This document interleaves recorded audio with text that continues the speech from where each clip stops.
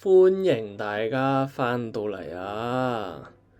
咁就今日想同大家講一樣嘢，其實都係繼續翻嚟睇我點樣做呢個練習嘅啫。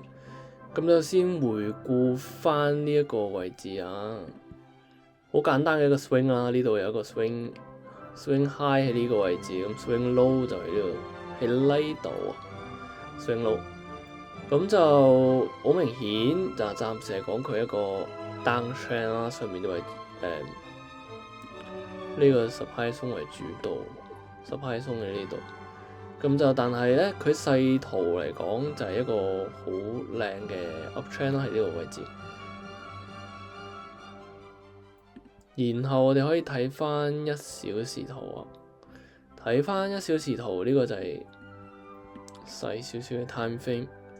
細少少 time frame 喺呢個位置做一個洗倉嘅動作，咁睇下佢會唔會向上趌落嚟，跟住再向下打啦。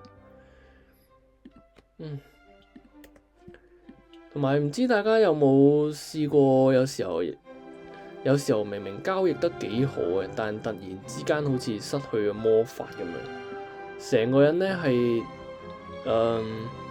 點講好咧？成個人係冇晒呢個方向感啊！本來打得好好嘅，突然之間咧，好似做咩 trade 都輸咁樣。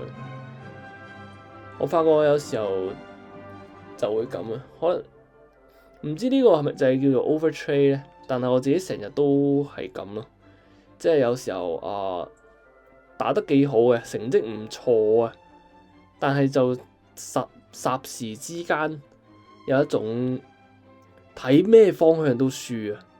喺呢個時候有個方法可以同大家分享下，就係我自己會去做運動咯，即係先去做運動，分散下自己注意力啊，跟住之後等自己個狀態好啲啦，之後再翻嚟做 trade 啊！因為有時候我自己係咁嘅，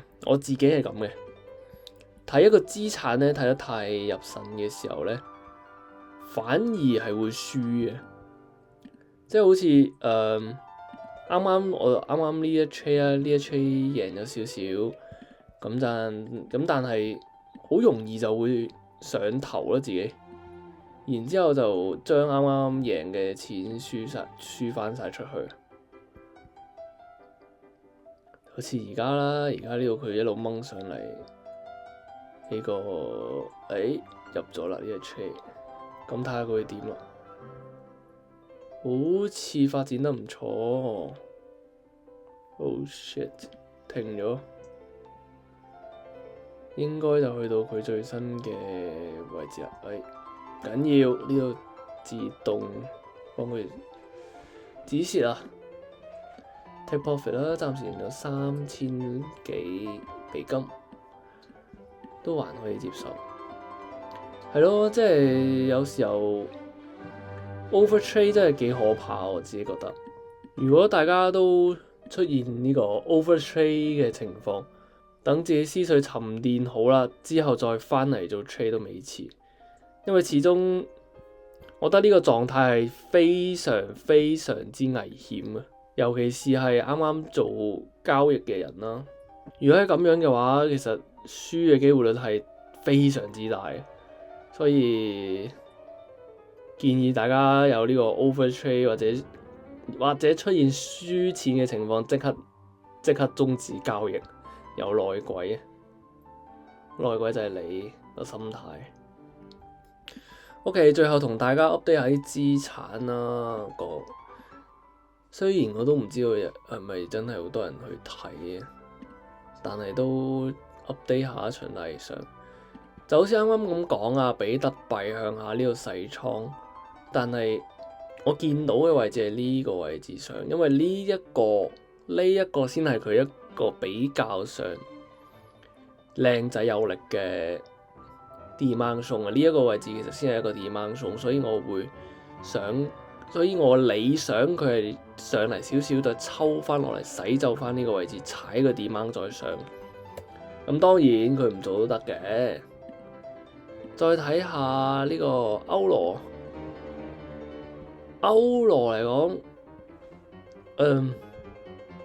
上個禮拜咧，好可惜啊！呢個位置俾人打走咗啦。呢度位置，因為係一個我認為一個幾靚嘅break of structure 啦。上個禮拜喺呢度破咗呢個高位，咁就加上佢又破埋上面呢度啦。咁我預計佢可能會落嚟呢度做一個向上嘅動作。咁但係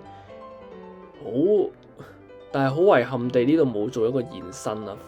反而佢係向下洗走埋呢度嘅 liquidity， 而今日咯喎，今日咧呢個 trade 上翻嚟呢度，而一路做咗一個回測啊，呢度踩翻住，再向上掹，咁到而家呢一刻咧，其實佢已經停咗喺上邊呢一個 supply area 度，咁就睇下佢之後會有咩發展啦。如果佢繼續要做 up trend 嘅話，佢淨係可以落翻嚟呢一個位置，呢個係唔可以破落去。咁但係以我嚟睇呢一段嘅 liquidity 最靚嘅位置喺呢度咯，咁即係意味住佢喺呢個頂會洗翻落嚟。如果佢係靚仔咧，佢就會咁樣上啦，即係洗走呢個 V shape 再掹上去，咁就比較上靚仔嘅一個走勢咯。咁如果唔係，佢就會俾呢一個 supply 鬆受限制啦。呢個 supply 鬆踩住佢就向上下掹。兩個睇法。英鎊嘅走勢其實都差唔多，大同小異。呢度啦，呢度比較上就係如果佢洗走呢個位置再落咧，係我心目中幾靚仔、幾理想嘅走勢嚟嘅。咁但係 again 睇翻佢嘅周線圖啊，睇翻英鎊嘅周線圖喺呢度，其實係一個 up trend 嚟嘅，仲係而加上佢洗倉之後向上，而家其實佢係收復翻呢個位置。咁周線圖嚟講，我會想佢破咗呢個位置先嘅，我會想佢破咗呢個頂，然之後踩穩再向上。如果唔係嘅話，佢依然都係喺呢個位置做一個震盪向下嘅格局咯。OK，next 睇下黃金啦。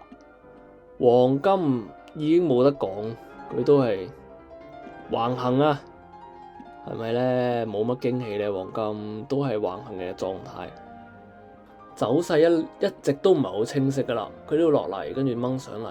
頂翻住喺上面呢個supply area，咁但係落嚟呢度佢又冇一個好靚嘅 demand 去頂住喎，咁所以其實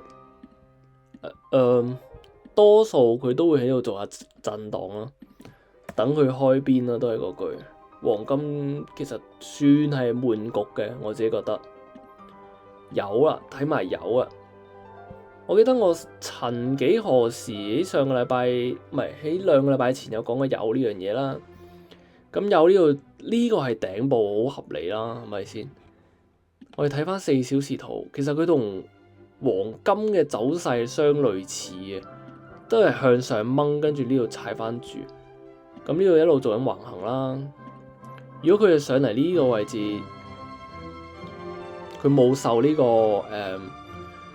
個 supply 鬆影響嘅話咧，油其實以我睇法，佢高機會率都會向上飛噶啦。咁但係目前呢一刻佢都係一個 up trend 嚟嘅，千祈唔好喺度立亂做 short 啦。咁當然油喺度做 short 嘅係好正啦，係咪？幾百蚊油跟住跌翻落70幾。咁但係呢個位置係一個 demand zone，佢有機會踩落嚟呢個 demand zone再向上掹，加上嘛大家都有睇新聞啦，呢個油嘅消息。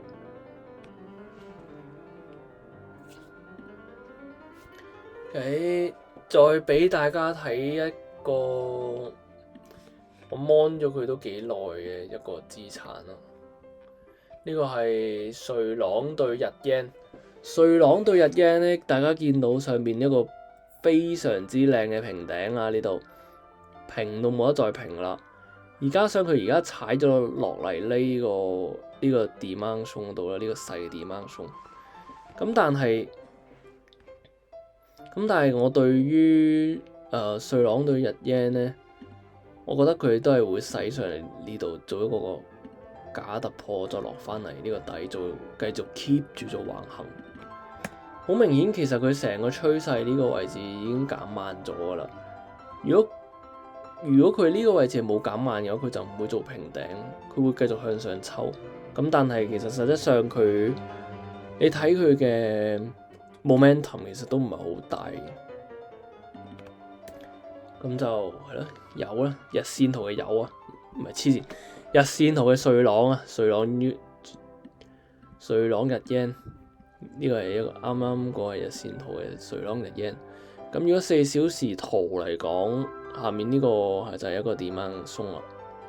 咁睇下佢會唔會洗走呢度，再向上飛，再向上飛就洗翻呢個平頂就算㗎啦。以我嘅目前嚟講，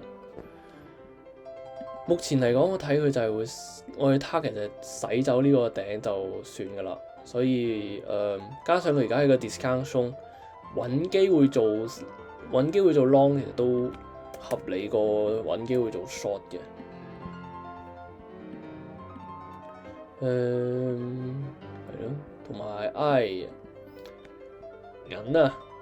銀就比黃金清楚少少嘅，我覺得銀嘅走勢，因為始終銀呢非常之靚啊，咪先上呢度頂住呢個618嘅 supply zone 再向下飛，咁而家佢呢個位置佢呢個 discount area 度啊嘛，咁所以佢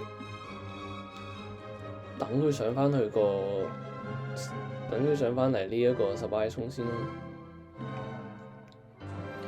我會認為佢上翻呢個supply zone再洗走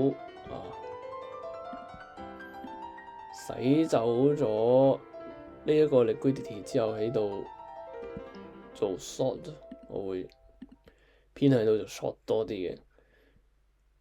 但係其實銀呢個走勢佢都唔係話一個好明確嘅 down trend，咁所以佢嘅風險都係唔係我最中意嘅 set up 嚟嘅銀就。OK， 咁就好啦，大致上都係咁多啦。我哋下條片再見啦，拜拜。